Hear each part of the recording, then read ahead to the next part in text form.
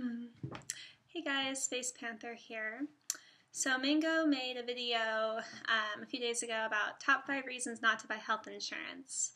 And he pointed out some really good points, things that you can do for infection, for inflammation, the top reasons that people go to the doctor and seek out allopathic medicine, which allopathic, of course, just conventional standard doctors and hospitals is what that means. He pointed out a lot of really good things like colloidal silver and turmeric, and also ended on how goddamn freaking expensive health insurance is, which is the main reason, and it's just kind of insane to me. And so I guess it's like Mango made a lot of really good topics, but this is such a big an issue right now that's being talked about that I felt like there was a little more that needed to be said on it. And it's just kind of insane. It's like no one praised Obamacare, okay? After it got passed, the past 2 or 3 years, no one liked Obamacare. It was criticism. I didn't hear one person singing its praise. Actually, I heard one person who positively benefited from it. But then Trump comes into office and is like, oh, we're going to do it with Obamacare. And everyone's all, blah, blah, blah, blah. Like, he hates minorities. He hates the lower middle class, the lower class. The poor people aren't going to be able to afford insurance. And it's kind of insane that, like, no one liked Obamacare, it seemed, at least within the social discussion, until Trump threatened to take it away. And then suddenly it was like, people are going to die. Like, I saw so many articles circulating how people are going to die without Obamacare. It's like, hello. This is a system that's been in place for 2 years that's been a disaster for most people, and it's the social justice warriors. And it's kind of funny, the people who really defend Obamacare are the people who usually are the people who don't have anything to do with it. People who are insured through their jobs, people who make enough money, or their spouse's job, they make enough money they don't have to worry about it. They make over, they make 6 figures, whatever, what's a few $100s a month for health insurance. It's all the people who really praise Obamacare seem to be the people who weren't negatively affected by it, which is millions and millions and millions of people, And so with Obamacare, yeah, you got supposedly 14 million more people on Medicaid, which that in itself is kind of ridiculous because you're going to be fined if you weren't. So just to take a second and break this sort of down, Obamacare is made health insurance extremely unaffordable for, a huge range of people. The entire middle class pretty much couldn't afford health insurance. For those kind of in the lower class, if they didn't have health insurance, they would be fined. And so, yeah, there's 14 more people on Medicaid because you threaten them with a fine without it. And it's like, I don't know, it's not even that much of a savior. So at least in California, to be able to qualify, yes, Obamacare did expand Medicaid, yes. So in California, which I assume is, higher cost of living, is probably, a little better than most states in terms of this. To qualify for Medicaid, you have to make under $1,300 a month, $1,300 a month. Or I think it's like $1,395 actually. So if you make $10 an hour, which is minimum wage, 40 hours a week, that's $1,600 a month. So you wouldn't qualify. So a single person working full-time minimum wage wouldn't even qualify for Medicaid. So what does that mean? It means in order to get free health insurance through the government, you have to be working less or not reporting your income. So it's like all of these social programs, rather than helping people in the long run, it really discourages people and keeps them locked into this welfare system. It's like, oh, I'm making $1,500 a month now, but if I make $100 less, then I could have health insurance. But if not, then I'll have to pay $100 more, And so I think on a psychological level, it kind of discourages people, keeps them trapped in this like nanny state thing we have going on. But anyway, so that's just kind of, I know it's just insane when I go on Facebook, and maybe this is, I don't know, I'm really starting to not trust Facebook's algorithms because there's no way that this is all people are thinking about. People are so upset. And then, of course, Trump Care came up, passed through the House, and everyone's, blah, blah, blah, they're pre-existing conditions, squawk, ah. It's like, first of all, the insurance companies were allowed to discriminate against pre-existing conditions up until Obamacare. Obamacare made that illegal. Is that a good thing? Probably. Yeah, it probably is a good thing. But we're focusing on the wrong things, and this is the point, and this is really the point I'm trying to drive home, this is the point Mango is trying to drive home, is that we don't need that system. Health insurance That doesn't cover supplements. It doesn't cover healthy food. It doesn't cover your gym membership. It doesn't cover massage, usually, sometimes, but not usually. Colonics, all of the things that you need to be healthy are not covered by health insurance. So you have all of these people, millions of people right now, it seems like, are stressing out about the fact that they don't think they'll be able to buy health insurance, or because of Trump's plan, they're not going to be covered under their pre-existing conditions. This is all hypothetical. Nothing's happened yet. People are freaking out at the idea that they might have a lapse in their coverage, or they might be denied this or this or this. But what I'm trying to tell you is that you don't need that system. That system that you, maybe not you, the viewer, but at least how it seems the vast majority of Americans are just dying to become a part of this system. Oh, what am I going to do without health insurance? What do you mean, what are you going to do without health insurance? You're going to live your life like humans have lived their life forever. Like, I think we tend to forget that we are part of this planet. We humans, we're animals. We like literally live in meat suits, you know. In modern society, we're so far removed from just the natural process of life that it's easy to forget that humans existed on this have existed for millions of years. Modern humans, I don't know, what is it, 60,000 years? Probably longer. I think maybe 200. I don't know. I get the numbers mixed up. But through evolution, right? It's like we started out as algae, pretty much, came onto land, became monkeys, blah, blah, blah. Now there's the modern human. Everything we need is provided by the earth. What is dis-ease? Dis-ease, you're out of ease, you're out of sync with the natural environment. And so, you know, it's like in his video, Mango pointed out, which you should watch if you haven't watched Mango's video yet, he pointed out the main reasons people go infections, you know, inflammation, these main things that people cause disease and how you can deal with them. The arguments made is like, well, what about if I was born with this? Or like, what about emergency surgeries? What about, oh, you have a heart attack, or, you know, you need to have your appendix taken out, or if you're in a car accident, or you get attacked by a dog. You know, and these are all really valid points. So to address that, I think, yes, emergencies do come up. Medical care is expensive. First of all, medical care would not be so expensive if the government would just get out of the way. You know, in the hospital, a saline solution, a bag of salt water with a needle, costs $600 in the hospital because the company, you know, they have pretty much a monopoly over the process. The government has interfered so much with medicine that it's insane. It's a closed market, I guess is what I'm saying. And since because it is such a closed market, the price of everything can just go as high as it needs to go. You know, I know people argue, well, the reason it's expensive is because other people don't pay their bills, and then it raises the cost up a lot. But I mean, that's just like a small part of the equation. So yes, there is a need for hospitals. There is a need for emergency medicine.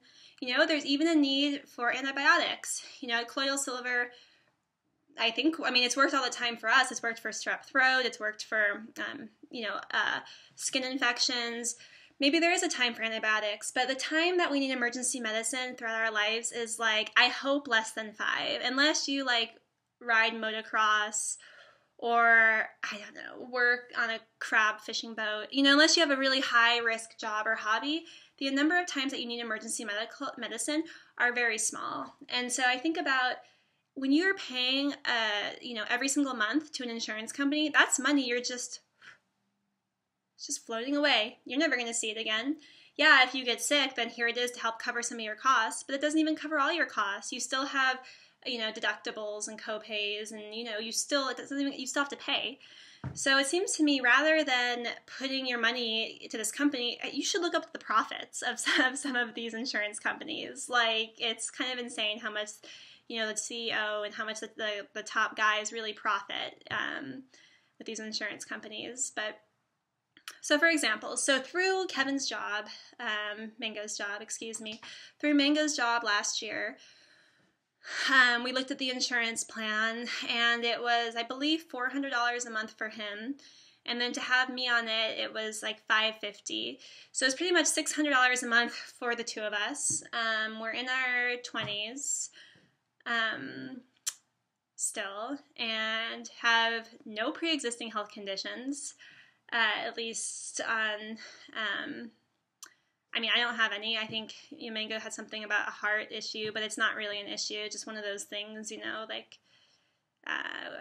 not to make us uninsurable is pretty much what I'm saying. And we're in good health. We don't smoke cigarettes. And they want us to be paying close to $600 a month just in case you get sick, And it's like $600 a month times 12 months. What is that? Over $7,000 a year that we would be spending just in case, And it's like so ridiculous. And I think about in 10 years from now, when we're in our late 30s, if we put that money into a separate account, we'd have $70,000 as like a health savings account.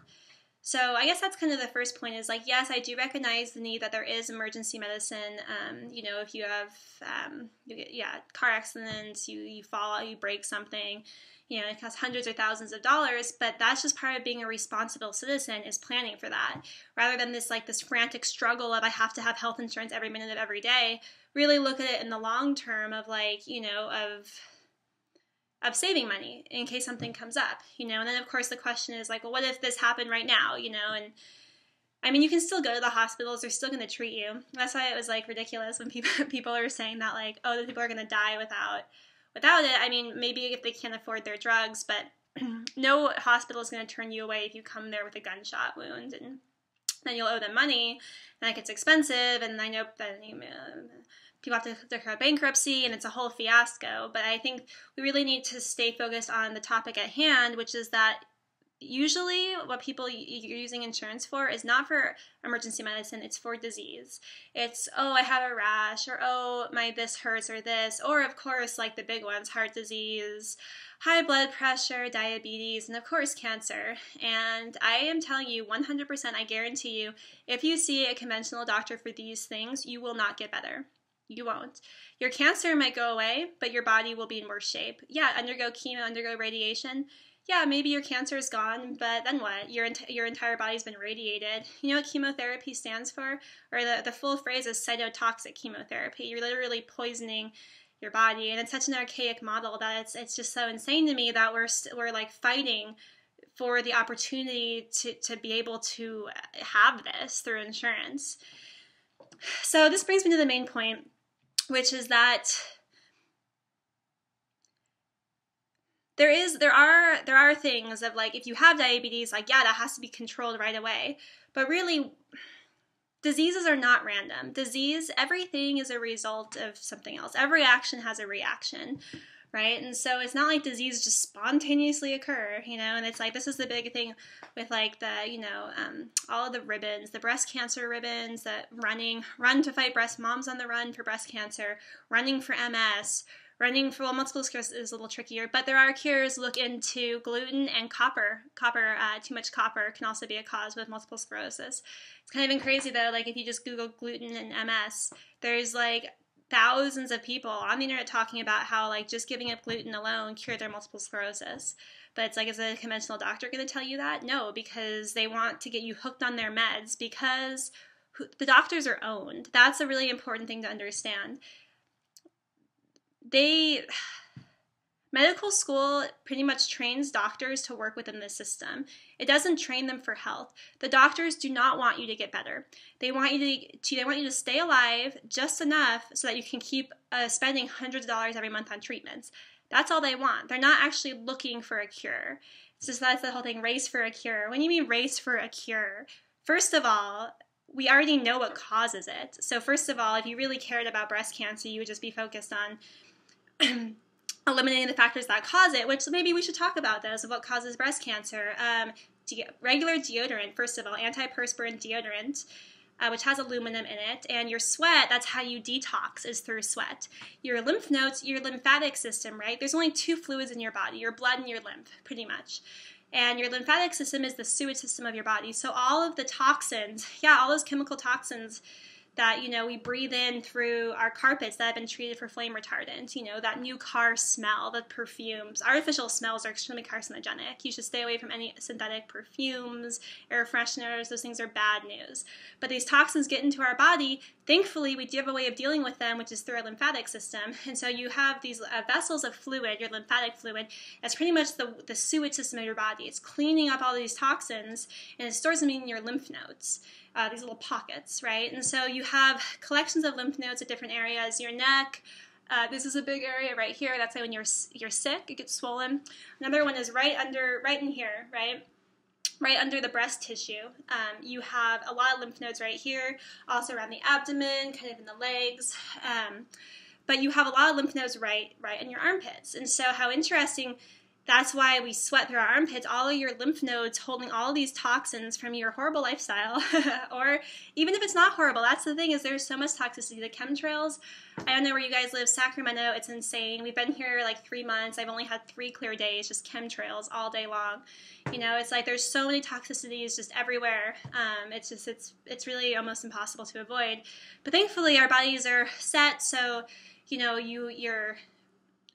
they're kind of prepared. Detoxing is still super important, and that's something to like spend a lot more time on. But your lymph nodes clean up these toxins, and they're stored in the nodes. And then when you sweat, right, you're sweating out all that gunk. But what do women do? They don't want to have sweat marks. Ew, that's unattractive. So, which by the way, you could just wear black, or I know there's like super 80s and old lady-ish, but wear those little pads to prevent sweat marks. That's a lot better of an idea than antiperspirant. Antiperspirant is physically blocking that sweat. So all of that toxicity, like literally your sweat is like the most toxic part of your body. Sweat a lot and then don't wash your clothes and then smell them in a few days. And you'll tell how much toxicity is in that sweat. Rather than exiting your body, first of all, you're keeping it in there, and then you're also putting aluminum, that's what antiperspirant's made of, aluminum right here, right by the breast tissue, right? And so antiperspirant deodorant, you're pushing all the toxins that want to get out, you're pushing them back into the breast, and you're also pushing heavy metals into the breast. Okay, so antiperspirant deodorant is number one. Underwire bras, right? Metal attracts, our entire world is just bzzz right now because all the Wi-Fi, electromagnetic fields. I mean, if you have service on your cell phone, if you're connecting to a Wi-Fi network, which pretty much anyone in modern society you're buzzing in these electromagnetic fields, which we can't see, and researchers claim there's no problem to them, although I highly doubt that. I think in 50 years, we're going to realize, like, cell phones are the new cigarettes. I think Mango said that, too. But it's just, like, we just think it's safe. Even though, actually, there's a lot of studies coming out that, cell phones do cause brain cancer. If you actually look at the inserts on your Samsung, the insert it comes with, it says proper use is like 18 inches from your head. So and then anything less than that, they don't take responsibility for ill health effects. So even like in order to protect themselves from lawsuits, the cell phones even say you should hold it like 1.5 feet from your head. But you have metal and underwire bras cushioning the breasts, these like metal plates, and so it's attracting all this electromagnetic radiation right to the breasts, which now maybe you're full of aluminum from the deodorant. Right, and so that I think the underwire bras and the deodorant are 2 of the biggest causes of breast cancer. And then of course is our shitty lifestyles, and this is really what it's about. Is if you want to be healthy, you don't need health insurance. If you want to be healthy, what you need to do is abide by the laws of nature instead of the laws of man. It is so simple, it'll blow your mind. It blows my mind every single day by how easy it is, but yet how hard it is at the same time, because that conditioning, and so here it is. Here's how you avoid disease. Go to sleep with the sun and wake up with the sun as much as possible. Our bodies have a memory. We didn't have computers until the last decade or two, last 15 years. In our house, in our pockets, I know computers have been around for a while, but like as our daily lives, people, we stay up on our cell phones. Sometimes, I've done this too, laying in bed, just scrolling down Facebook, and then my higher self is like, what are you doing? Go to sleep. But that's the thing, is our sleep cycle, getting your sleep cycle. Because if you go to sleep with the sun and wake up with the sun, you will feel so much better the next day. You'll actually want to exercise. That's another thing, moving.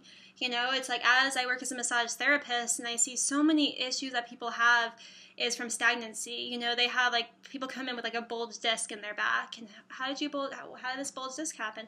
Oh, I sneezed. Oh, I don't know. It just happened. Like, it doesn't just happen. It's from stagnancy. Our bodies are supposed to be moving, and I know that you have to sit at a desk all day for your job. You have to drive home. I know we live in such a sitting culture. I understand, but you can still do things. You can still get up throughout the day. You can stretch.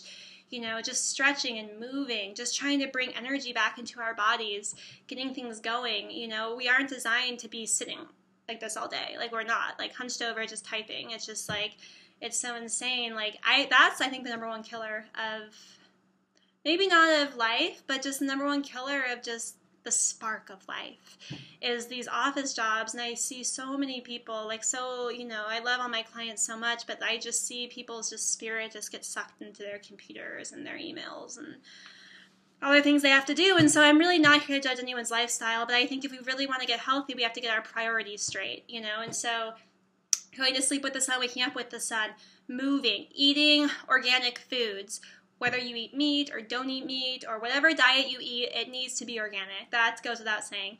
Conventional meat is full of antibiotics, which destroy your gut, full of other vaccines, which also destroy your gut, and just, yeah, eating organic food, eating as many raw fruits and vegetables as possible, drinking clean water, stay away from tap water. Fluoride is no good. Regular water filters do not remove fluoride. Those little Brita filters, they don't. So Mango is so wonderful that he goes to the grocery store every other day and fills up one of these jugs for us. And there's a little spout on the side.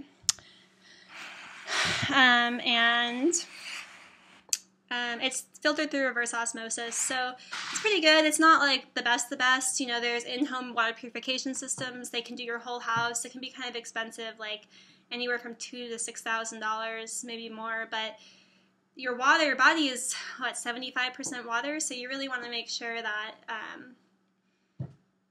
it's the best, and you'll notice a difference. I notice a difference. It's we don't have a shower filter now. Shower filters are good, but we lost ours. It's kind of a long story. I put my mouth and I taste the tap water in the shower, and it's so disgusting. So stay away from tap water. Even with cooking, you know, think about it. If you cook rice, the water evaporates. That's all the purities. All the clean stuff, the pure H2O turns to steam. So all of the chlorine, the fluoride, the heavy metals, the residual antibiotics, birth control, pretty much all city water has hormones in it because so many women are on synthetic birth control that are just they're just peeing out all these hormones, which when they filter the water, they can't get them all out. So clean food, clean water, good sleep, moving, sunshine. That's another thing. Even with breast cancer, they found that breast cancer rates are actually the highest just looking at the U.S. in the places with the least sun. So like the Midwest, Chicago, those areas, you know, even Seattle, the whole kind of northern part where there's really little sun has much higher all cancer, but especially breast cancer rates than like the Southwest, which has lots of sun. And even, you know, they'll say too how African American women are like 3 to 5 times more likely to get breast cancer.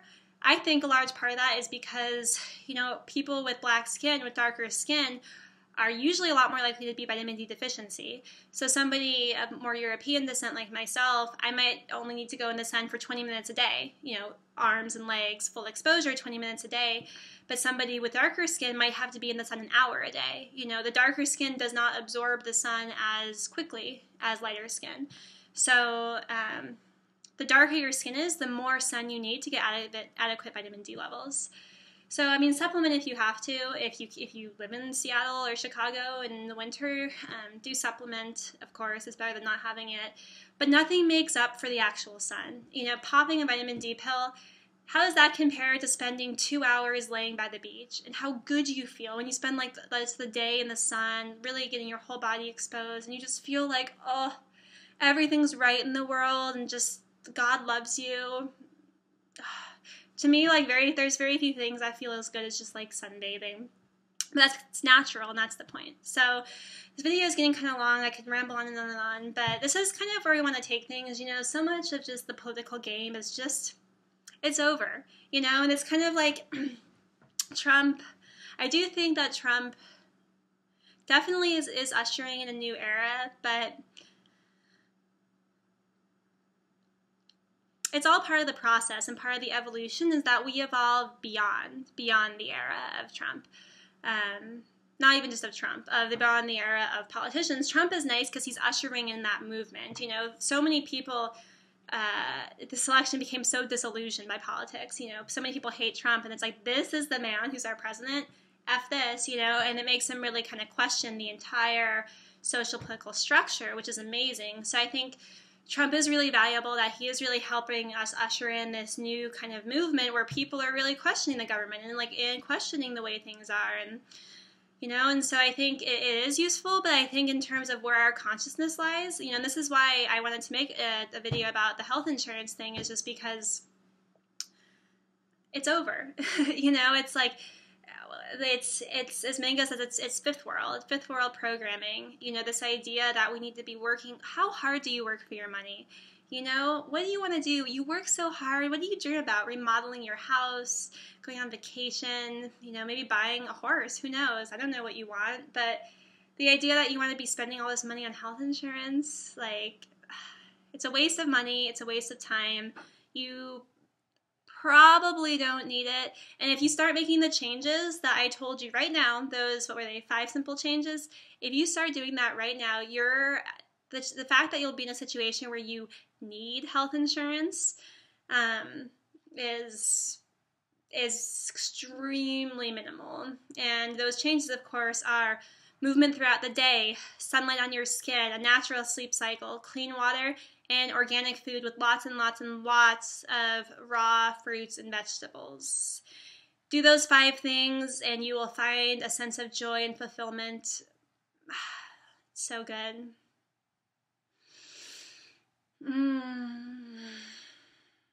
Thank you.